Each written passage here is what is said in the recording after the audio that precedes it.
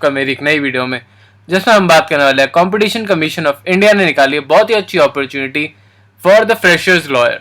जो भी फ्रेशर्स हैं वो इस अपॉर्चुनिटी को भर सकते हैं, तो ये काफ़ी अच्छी अपॉर्चुनिटी बन जाती है। और अगर आप एक फ्रेशर हैं जो कि गवर्नमेंट जॉब ढूंढ रहे हैं, तो ये अपॉर्चुनिटी आपके लिए बहुत अच्छी हो सकती है।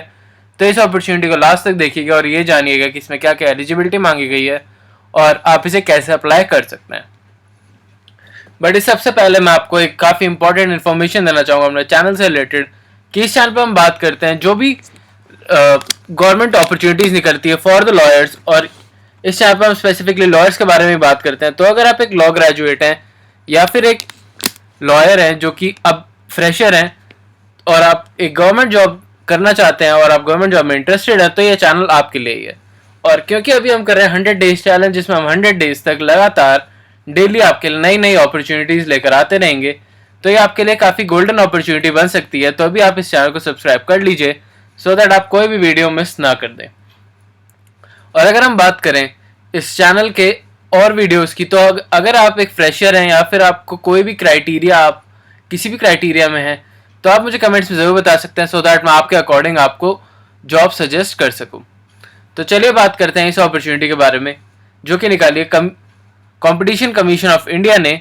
इसमें काफ़ी सारी अपॉर्चुनिटीज़ निकाली गई हैं लॉ, इकोनॉमिक, IT और डाटा एनालिस्टिक की। जैसे कि देखा जाए तो इसमें यंग प्रोफेशनल्स के लिए ग्रेड 1 की जॉब निकाली गई है और पोजीशंस इसमें जो भी लॉ डिपार्टमेंट के लिए निकाली गई है वो है 10, जो कि काफ़ी अच्छी अपॉर्चुनिटीज़ बन जाती हैं फॉर अ यंग लॉयर।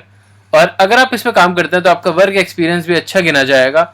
और अगर हम बात करें इसकी कॉन्ट्रैक्चुअल बेस की, तो ये कॉन्ट्रैक्चुअल बेस्ड जॉब है वैसे तो, क्योंकि इसमें पीरियड 1 ईयर का बता रखा है, बट इनका पीरियड एक्सटेंड भी हो सकता है या फिर ये आपको परमानेंट बेसिस पे भी रख सकते हैं अगर आपकी वर्क प्रोफाइल इन्हें अच्छी लगती है तो।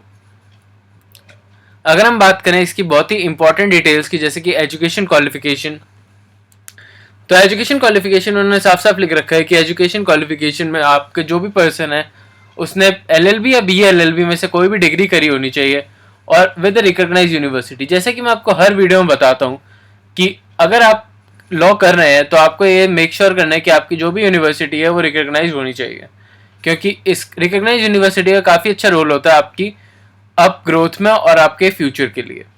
और अगर हम बात करें BA-LLB या LLB में, तो इन यही मांगा गया है और मांगा गया है कि आप रजिस्टर्ड होने चाहिए एडवोकेट, एज एन एडवोकेट, वो भी स्टेट बार काउंसिल से।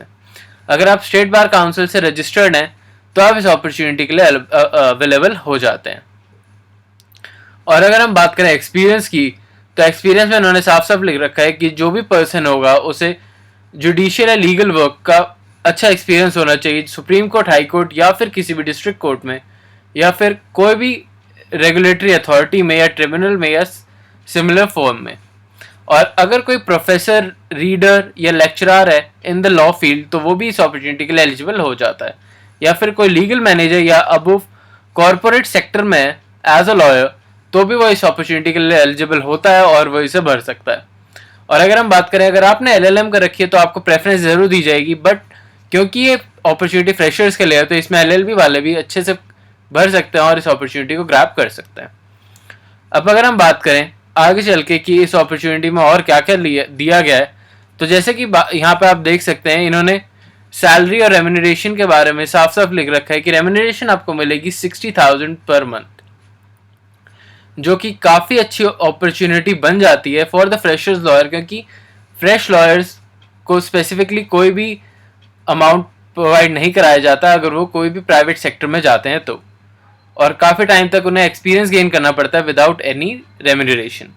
तो ये रेम्यूनरेशन उनके लिए काफ़ी अच्छी अपॉर्चुनिटी बन जाती है। तो अगर आप इसके लिए एलिजिबल हैं तो आप इस अपॉर्चुनिटी को मिस आउट ना करें। और अगर हम एज लिमिट की बात करें, तो अगर आपकी एज 30 ईयर से कम है तो आप इस अपॉर्चुनिटी के लिए एलिजिबल हो जाते हैं। और अगर हम बात करें एक्सपीरियंस की, प्रेफर्ड किन्हें किया जाएगा, तो अगर आपके पास 3 ईयर्स का एक्सपीरियंस है तो उन्हें प्रेफर दिया जाएगा, बट अगर आप एक फ्रेशर हैं तो भी आप इस अपॉर्चुनिटी को ज़रूर भर सकते हैं। तो इन बातों का ध्यान ज़रूर रखिएगा।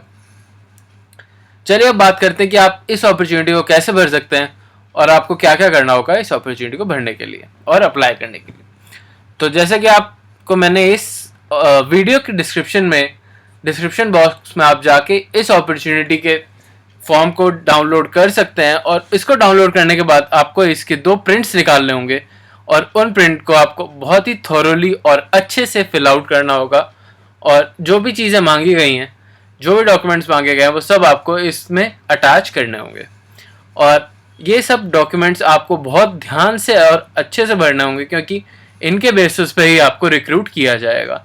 स्पेसिफिकली ये इसमें लिखा गया है कि अगर आपका फॉर्म के बेसिस पे आपको रिक्रूट करा जाएगा, कोई भी एक्सटर्नल एग्जाम आपका नहीं कंडक्ट कराया जाएगा और इसके बेसिस पे ही आपको सिलेक्ट कराया जाएगा फॉर द इंटरव्यू। और इंटरव्यू के लिए आपको मेल, टेक्स्ट मैसेज या फिर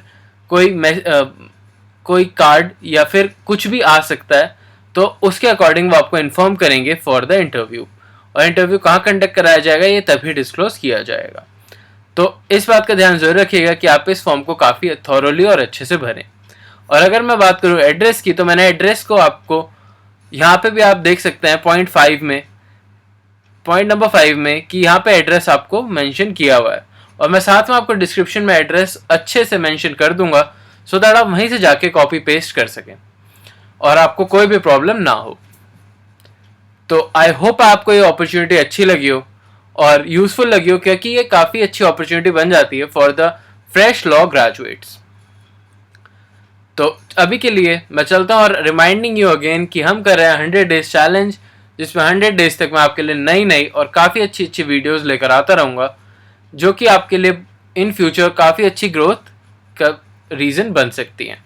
तो इस चैनल को अभी सब्सक्राइब कर लीजिए, सो दैट आप कोई भी अपॉर्चुनिटी मिस ना कर दें।